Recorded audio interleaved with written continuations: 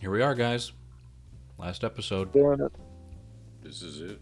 This is it for Time Twin Peaks, season for 2. peeking to Um, season 2.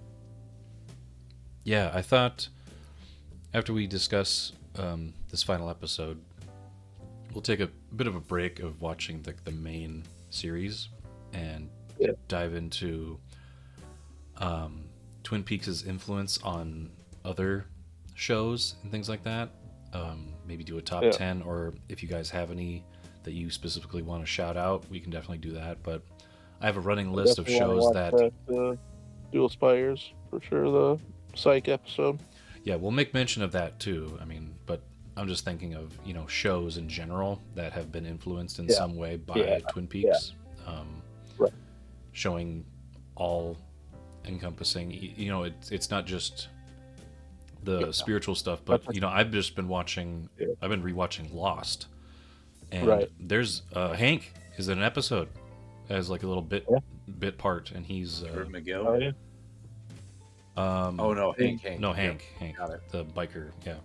Yep, the Michael. He was, You can and, almost- and there's also other people. I mean, that I've seen throughout. You almost immediately see it with fucking X-Files.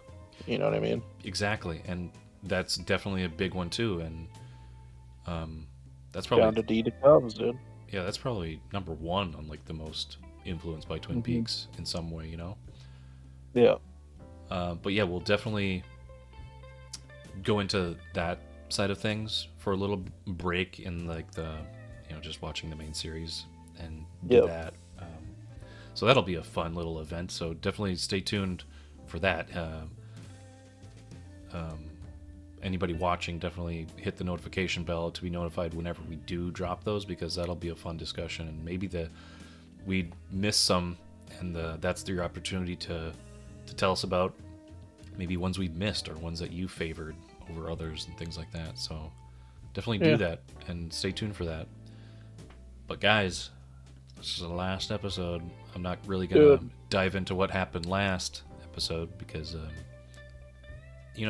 copyright be damned. You're gonna be watching that with us, and if it gets flagged, I'll somehow mute it in the edit if I find that it's been caught. So you can listen to the intro with us and enjoy it one last time. Flip, jump, turn it upside down. Be respectful this time and not think about dicks. Like they usually do.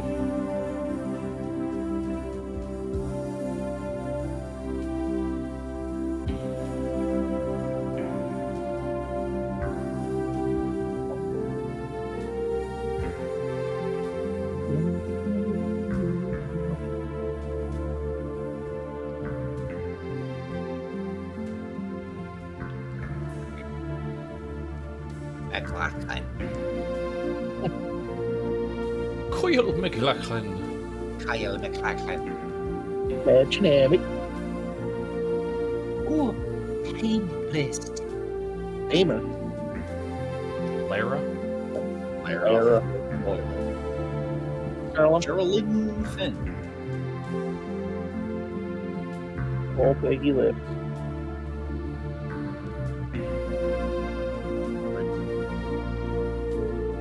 Nancy Boy. Naive. Ray Wise. There he is. Some fucking wood. Yep, Wood. Piper. Jocelyn as Wood. You guys Now you- take a moment to process. Now you have your coffee and you think about it. Oh, and there she is. Mm-hmm. The reflection of the coffee. Rewatching that, we'll get into different, I don't know, thought processes or what everybody's thinking and where it left you. But my main thing towards the end there, going through those corridors in the Black Lodge, Cooper is reliving traumatic moments where he was fearful for his life, or he was grasping to life. So initially I thought when he first noticed his gut wound was from the time when Josie shot him, and then he kept following trails to where he and his lover were laying on the ground. Caroline, but Caroline turned from the face of the actual face of Caroline to Heather Graham's character, and to me, it symbolizes a lot that it's showing him the fear that he's seen. And when the arm or the little guy said doppelganger, that, got me thinking that the fear side of him was chasing him throughout, and the fear side of him was that side of him that can be possessed by the Black Lodge, and that was towards the very end, right when he tries to escape.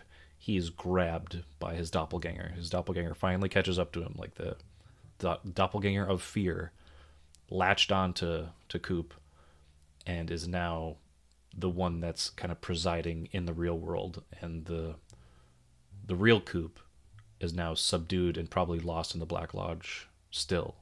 So, way earlier in the season, I think season one maybe, Hawk said something about the dweller on the threshold, and it was a challenge that anybody going through this like spiritual journey would come upon, where if it was like a perfect version of yourself, like a perfect copy of yourself, and if you met the challenge with imperfect courage, you would be obliterated completely.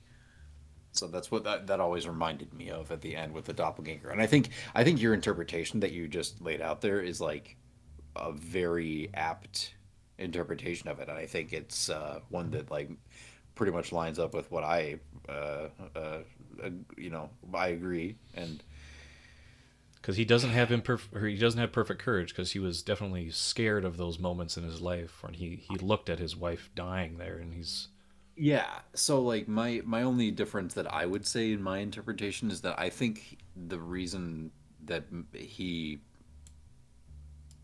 was faced with this challenge and did not succeed at it is because his moment of fear was when he like I forget exactly what the like sequence of events was, but it was during like you said, when he followed the trail of blood and he found Catherine's body, and then it turned out to be or Caroline's body, and then it turned into Annie, and he was like calling her name and very in a way that he was very concerned about her safety, and I would read that as like, oh, his fear for her and for her safety is what. So he's doing it from a place of love, but he's very true. He's majorly like feeling fear. You know what I mean? No, very true. Good point. Yeah, Because you yeah. think he's love, like Major Briggs said, is that love's not enough. Like the fact that you do love, it has to go hand in hand with fear, because then there's a fear of losing Yes. the ones you love. So Yeah. he definitely let fear take over his perception of this place. I don't know that I definitely feel like yes, Dale felt fear at the times in his life when like he was probably when he was stabbed by Windom Earle, or when he was shot, or when whatever went down with Caroline that happened, etc. But I don't think that in this moment that he is fearful for himself. I think that his concern for himself stops at the door when he's like an FBI agent. You know what I mean? Like he just tucks that away and it doesn't concern him. He signed up for the job. He knows what this is about. He's down for some weird shit.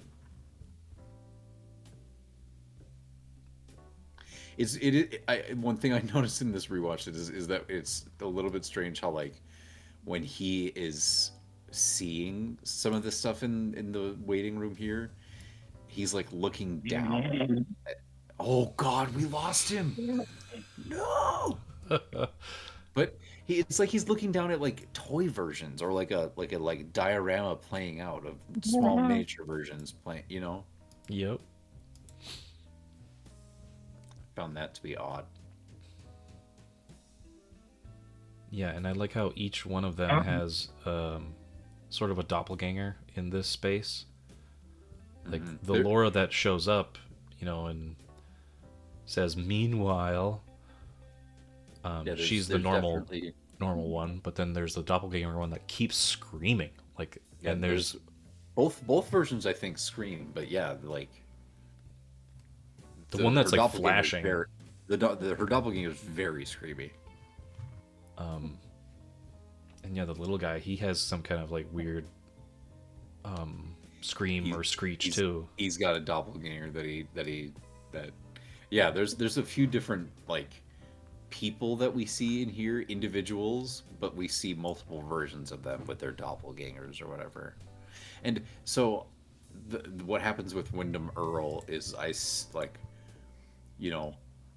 here's just like my broad strokes interpretation of like what his goals were and then what happened. Let's get to here. that psycho part where Bob is just like saying he doesn't get the right to steal souls. Well, I thought it was interesting how when Windom Earle appears, he appears as like it's Maddie comes in the room first, and then she turns into Laura's doppelganger, and then Laura's doppelganger turns into Windom Earle, I think, is like the sequence of it. Oh yeah. Oh no, it's Annie first. Annie appears first, and then it turns into doppelganger of Laura, I'm pretty sure, and then Windom Earle. Mm-hmm. But yeah, I think from what Windom Earle was saying last episode and this episode, it seems like he learns from spying on Dale when he's talking about Josie's death and how Bob was like drawn to that event and was like feeding off of her fear. That inspired Windom Earle to be like, oh shit, I want to do the same thing. These beings are like able to move between the real world and some other world, and they're feeding off of fear. I want to be like them. So he's basically like trying to, elevate himself to the same level as these lodge entities. Yep. Yeah, and then when he gets in here, he tries to step above his pay grade and take Dale's soul, and then Bob is like, you crossed the line. Like, you don't get to do that here. And as punishment, I take your soul. And that was that scene, I'll let it play out, but that scene, that just, that hit me in such a weird, visceral, like, there was something final to that, and like, almost ominous, and just beyond scary. Like, it was otherworldly, and the fact that you can't explain like the fire walk with me stuff, like that came into play a little bit with the explosions that happened, but like when Bob was like sucking his soul flame out of his head, and then he just goes completely still after he's like telling him to be quiet. Windom Earle is going through some kind of like fear of the unknown right now, where he's beyond scared. He's in a place where Bob is not just a spirit as so much. He is like, he's present. Like they are both in the same. They're both in each other's direct presence. You know what I mean? Yep. He's not just like reaching through from the other side and possessing or influencing or whispering. They're both like there in each other's faces. And not only that, he's being like touched and manipulated by Bob. So I can only imagine what that experience must be like. Yeah, that scene there. That was very bizarre. And then look at how he's cackling the whole time. he's just Bob's cackling, and homeboy Windom is just gone. He is Lights out. vacant. Just Picture wrap on Windom Earle. no vacancy. I just think that is very like. It's his doesn't- hubris it that doesn't- got him, which was kind of good too. Yeah, it doesn't really feel like anticlimactic. Like I could see some people maybe making that argument of being like, oh, he gets built up and built up and built up, and then he's like a presence in the show, and it gets drawn out, and then at the very end, it's like, oh, well, he didn't even do anything. You know what I mean? But I still think it's impactful. I still think that it's like a I think it meant good. something. I think what he It did meant something. Him as a character was the springboard to maybe understand the concepts of what you could strive for in the Black Lodge, and that was just his motivation, was to see if mortal man can utilize the Black Lodge for his own purposes, or to Mhm. become an entity of fear and control the world, like he was telling Leo. He was like, Yeah, I'm gonna control everything. Like I have he this huge somehow ambition, harnessing some aspect of it. Yeah. and that's what he wanted to do, is take control of the Black Lodge by doing something so heinous, like killing one of those women, in the name of Bob, I guess, so he could maybe, like you were saying, usurp some power of the Black Lodge. But he Because he definitely has no understanding of the Black Lodge's oh purpose. man, yeah, He he's he got like has knowledge of its power. He doesn't have knowledge of its purpose. well, he's coming into it just being like, oh, well, this place can like bestow power upon me, or I can take some of it as my own, or I can corrupt it, or he's just looking to use it for his own ends. While we know that there is like some contention between Bob and Mike, or at least like these entities that reside here do not respond well to others messing with their operations of how they get their Garmonbosia. So if somebody like a mortal, is coming in here and just being like, "Hey, I'm gonna be swinging my arms around and being like I'm a big boy," and maybe messing with how Bob could go about getting Garmonbosia or something, or just stepping outside of like what they see as his like allotment as a mortal, they're like, "Nope, not anymore." No, because I think these entities created this space for their own purposes. It's not like This is the waiting room. Remember, that's true. Yeah, it's a this is waiting not room. even the Black Lodge. This is just the waiting room.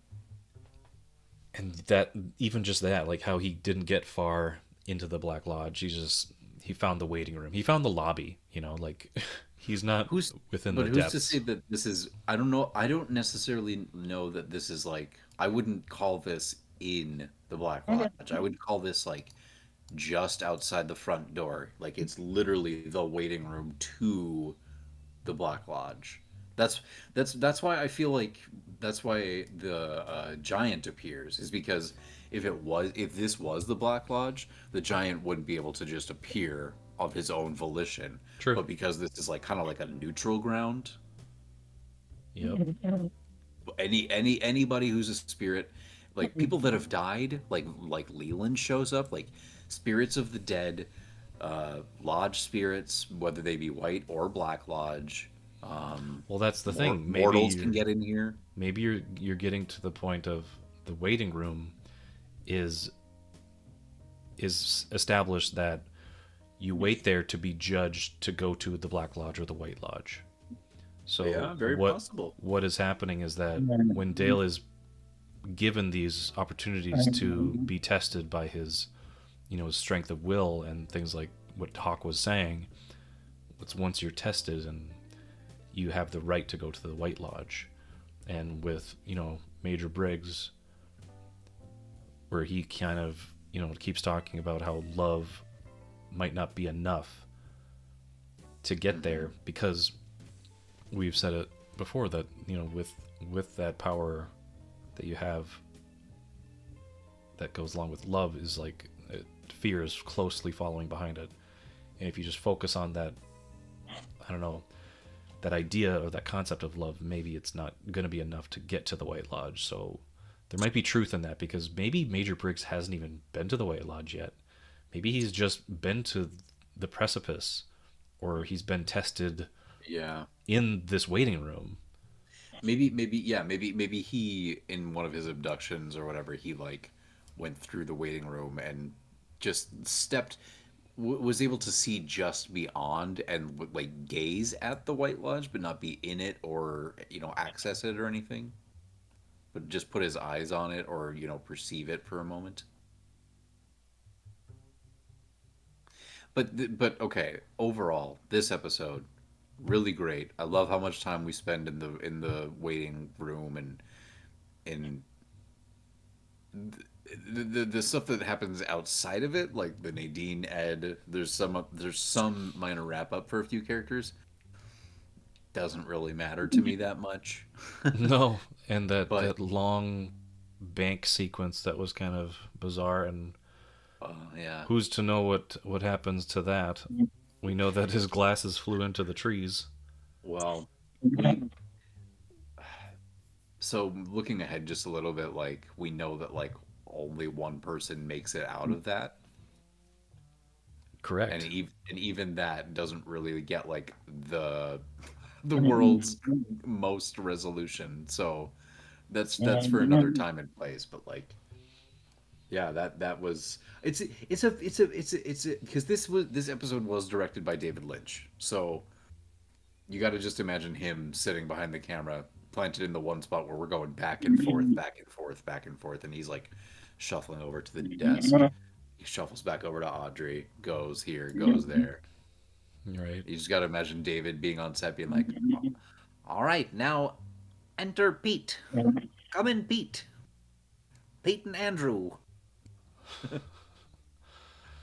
I like how that when that guy was like kind of wandering around the lobby or wandering around the bank vault area, he looked like he was looking at David Lynch, like, where should I go now? Yeah. There's a good scene or the good frame. They both look excited. Somebody's excited. Somebody's kind of losing their soul.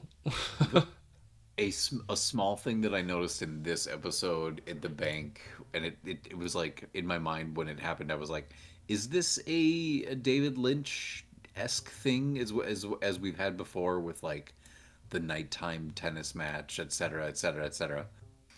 It was the security guard picking up the phone and just being like, "It's a boy, it's a boy." Yeah, that's I was very a like, Lynchian. That's a Lynchian idea. yeah. Well, it just seemed so out of place and apropos of nothing else. Like we had not heard that anybody was necessarily expecting. We there was just zero setup. And congrats to this woman for fucking napping all the way up till her death. Yeah, how about that? Eric, she's one after your own heart. She's dream souling it up right now. She's gonna commune all those years ago with Eric. Yeah, I love how long it took for this sequence to play out, and then the anticipation to like when they finally open it. That's That good bright ass light there, and him hissing at the. so they initially got that box from who? Uh, Go back a little bit because this is Andrew. I'm trying to keep all the names straight. It says on the note in the box. Um, God, what is his name? Yeah, Thomas Eckhardt. That guy, With, right? The guy yep. that Josie killed. Hmm. Who was married to Andrew. Correct. So, I guess, got you, Andrew. Yeah, Love Thomas. are you asking like why? What reason does Thomas Eckhardt have to leave a bomb here? Yeah. Do you have ideas on like So, why for Andrew? oh yeah, let me like parse it out here. So Thomas Eckert was somebody that Josie ran across when she was living in Hong Kong or somewhere over there. Like she was telling the story. She ended up working for him slash being enslaved by him, and then she escaped, made her way over to the U.S., and then all this time later, she runs. They like cross paths again in Twin Peaks, as we see, and Thomas Eckhardt was like rivals with Andrew, where he was like going to kill him, so Andrew faked his own death by the boat accident, and didn't, even Josie was none the wiser to that. And then all these years later, it's convoluted, but basically like there's just bad blood between Josie and Thomas Eckhardt and Andrew and Thomas Eckhardt and Josie. It's like a three-way, bit of tomfoolery and fuckery and Right. So essentially, when we look at the beginning of this series, we see Josie as the prominent character at the very beginning, looking in a mirror. At the end of this series, someone that's tied to Josie's storyline gets blown up, and then we end with a character looking in the mirror. somebody. Well, There's something to say about how things open and things close, how like they're yeah, reminiscent of each other and things like that, where I agree. the big event that led them to this, safety deposit box, poor Pete, R.I.P. Pete. Yeah, Pete, Audrey. There were innocent bystanders to this that had no place being, you know, Yeah, casualties of this. I'd rather have explosion. just Andrew and Catherine be there, the only ones there. Yeah, just have them get their comeuppance. But I don't know. There were a couple things that happened in this episode that were like, you could see it possibly being bait for being like, oh, cliffhangers for another season or whatever it is, but Yep. doesn't really work out that way. It was very out of his character to like wake up and say, "How's Annie?" Well, maybe not How's Annie, but it was definitely. It seems very out of character for him to be like, I need to brush my teeth. But then towards the end, when he's like saying, "How's Annie?" that's all he says. Oh yeah, Very like, okay. Now we know that that was just like, him practicing how he actually feels, and we're not supposed to believe that he's possessed by Bob, right? I think well, yes, he's partly possessed by Bob. he is possessed by Bob, but maybe even Bob is like going under a different persona or something as Mr. C. I'm not sure exactly like what that interplay is, but Bob's in there clearly because we Yeah. see that in the return, and we see it here too. Yes. So I can't tell you like where the lines are drawn on like the little pie chart or Venn diagram, but there is a Venn diagram between, like, I would say Dale, Mr. C, and Bob, whatever that may look like. And Dougie. Yeah, and then at some point Dougie gets introduced to that too, and then Do you remember in the first season where, I mean, obviously, I'll see you in 26 years or something like that, right? yeah, I'll see you in 25 years. 25 years. And there's that scene in the first season where Dale is obviously supposed to look 25 years older with like a bit of more wrinkles on his face and things like that, which was hard to do for him at, he's probably in his early 30s during the shooting, to make him look like that.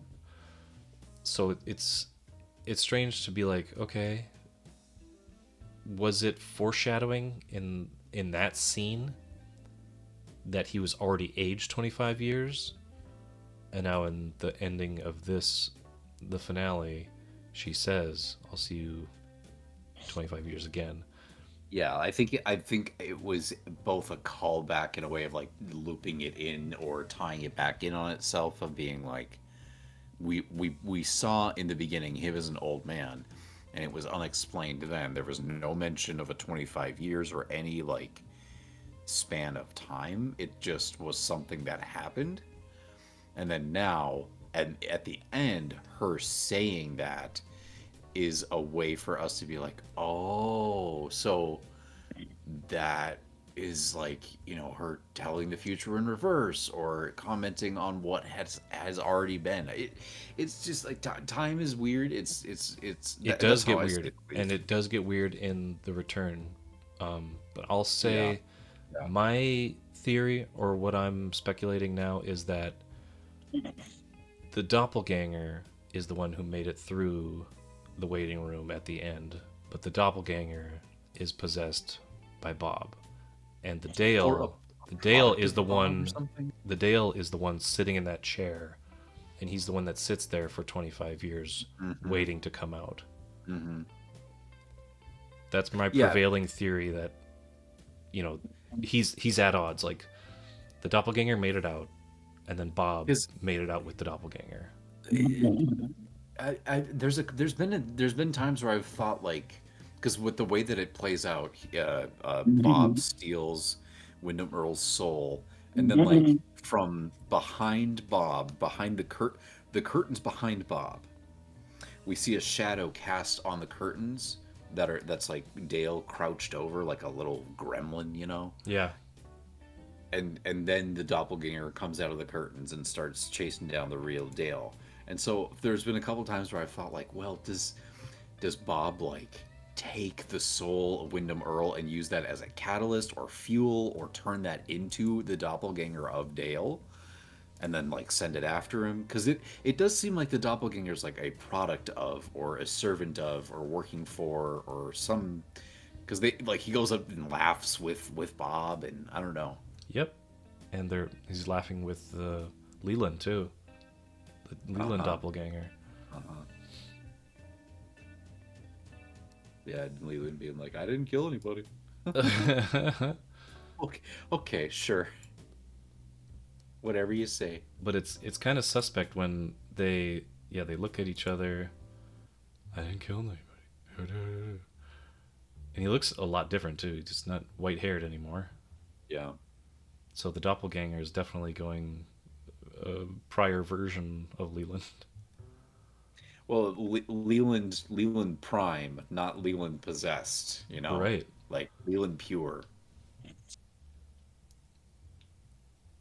And this scene right here where he gives a smile. He kind of breaks the fourth wall almost, like looks at the audience and smiles just then. Yep, Cooper's looking for the way out. He finds it. And if you notice the set, the echoing footsteps too in here. Oh yeah, when all you hear is footsteps and stuff.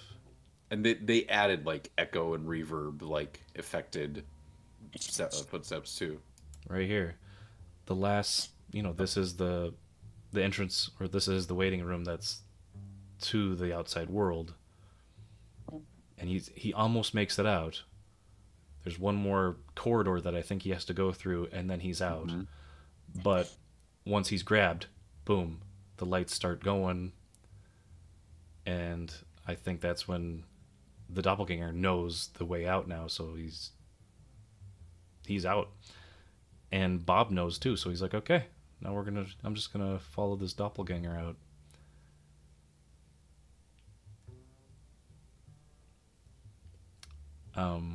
So yeah, that's my prevailing idea that I think can be tied into the return.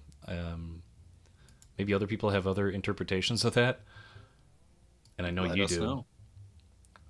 Well, mine is roughly similar to what you just described as well. Like, it's unless you're somebody that is extrapolating quite a bit.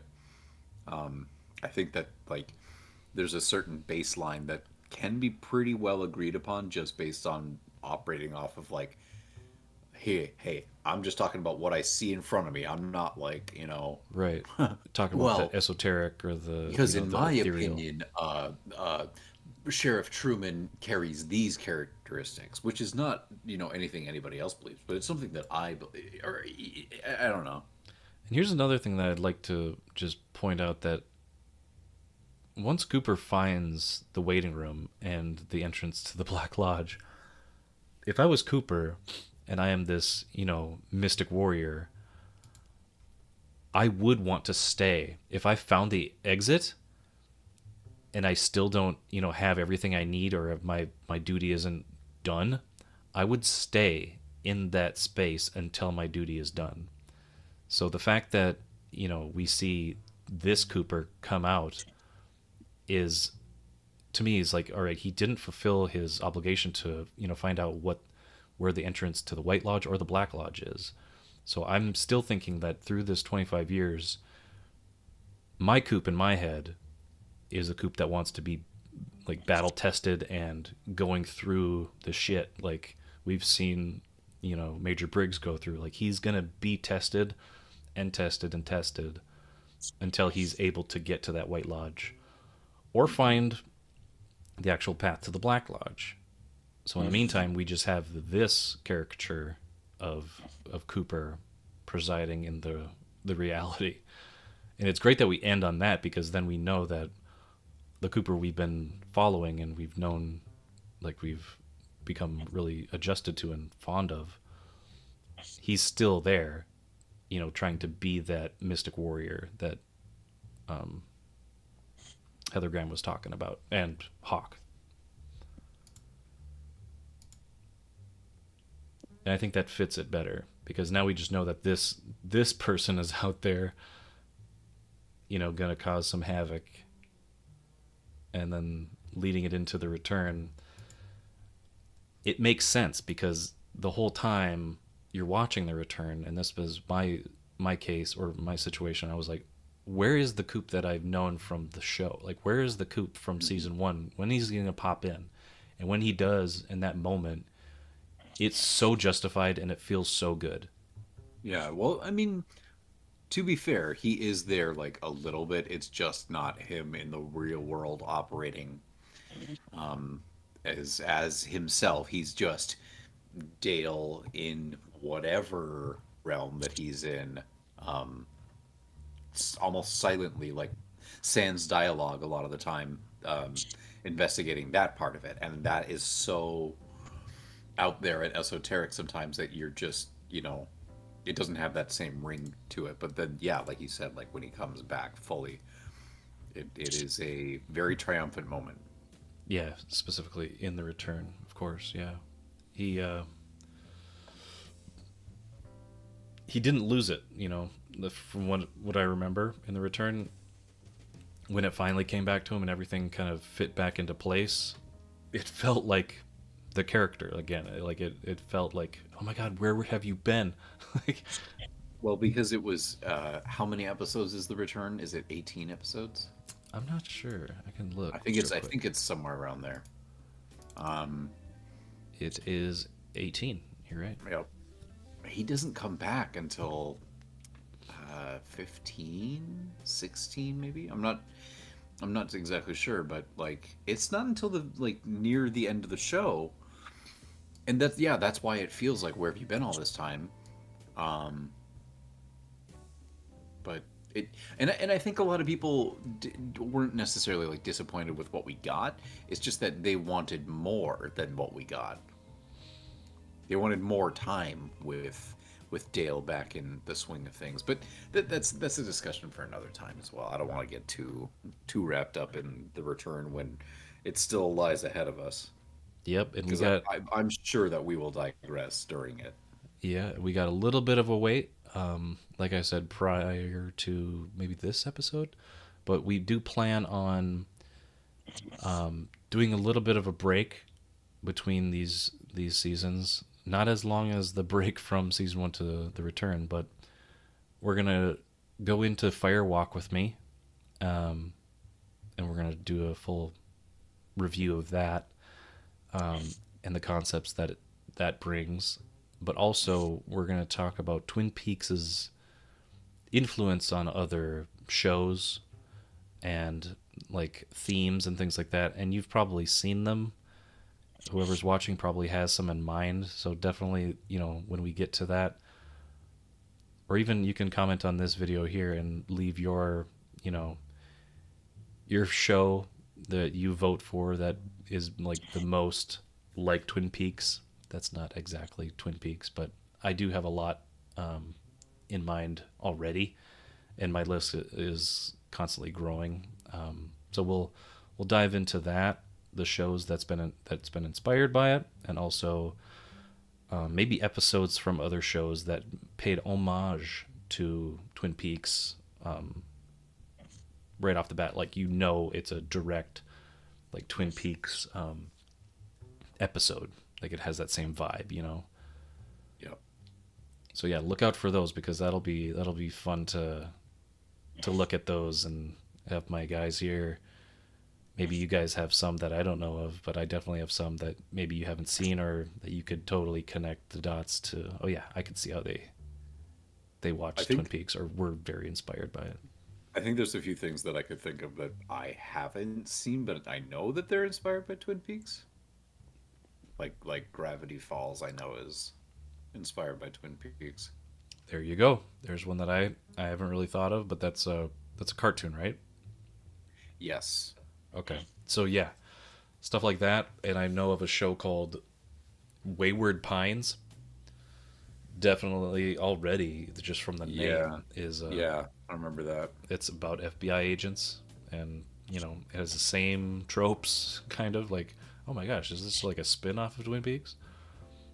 But yes, like Broadshow was saying, Dual Spires from the show Psych paid homage to Twin Peaks and had some of the cast do some bit parts in there, which will be fun to visit too, and we'll talk about that. So more Twin Peaks stuff ahead, and we'll get into the return at a later date. But yeah, I'd like to thank everybody for sticking with us through seasons 1 and 2. All these are in a playlist, so you can watch them. Beautiful. You're all beautiful, just as the log lady loves that log. It's just beautiful to see. And just you're going to say, you're beautiful just as the log lady made you. In her rose-colored glasses, yes. She sees the world through that love log. It looks like Pete is like a jilted, jealous lover. He's like, I wish I was held like that. Yeah, I wish. Or either that, or like, I wish that log loved me instead of her. So yeah, man. Thank you for sticking with us, and we'll be back in the future. We will be back after I make these guys watch Meteor Man. I'll see you in 25 years. Meanwhile,